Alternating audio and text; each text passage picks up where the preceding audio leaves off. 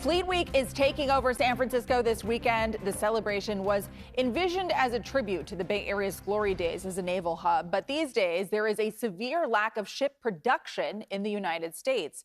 And one of the only things that both political parties can agree on is that we need to jumpstart that industry. Vallejo's Mare Island has a long history of shipbuilding. Our Max Darrow reports on how it could be a prime spot for a comeback. As the sun rises above the Carquinez Strait, search and rescue left. Jenny Scott is deep in a simulation of a search and rescue pattern within the waterway outside. And this is one of the tools that we use to help us with navigating the ship safely. Just one of the many components of her coursework as a student at the Cal Maritime Academy in Vallejo. Yes. She's a marine transportation senior cadet looking to make a career in the maritime industry. After Cal Maritime, I'm hoping to work on the bridge of cruise ships, but definitely deep sea. I could see myself even working deep sea, transporting cargo. Scott plans to join a field that has shrunk significantly over the last few decades. But a bipartisan bill called the Ships for America Act aims to change that. Congressman John Garamendi is a co-sponsor. It's really about rebuilding the American maritime industry. We've simply abandoned our ships. We've abandoned our ports, and we are getting crushed by China. According to the bill's authors, there are fewer than 200 U.S.-flagged ocean-going vessels. Only around 80 of them engage in international commerce. China has 5,500 that we know of.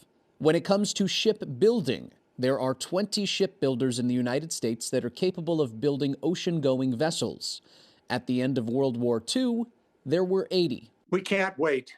We're seeing a continued decline in the American maritime industry. This has been a rapid decline over the last 30 years, and that decline has accelerated. Garamendi says the SHIPS Act would reverse that decline by reviving domestic shipbuilding and expanding efforts to recruit, train, and retain skilled mariners and shipyard workers. A key component, the SHIPS Act would establish the Maritime Security Trust. Every container that arrives in a California or an American port is taxed.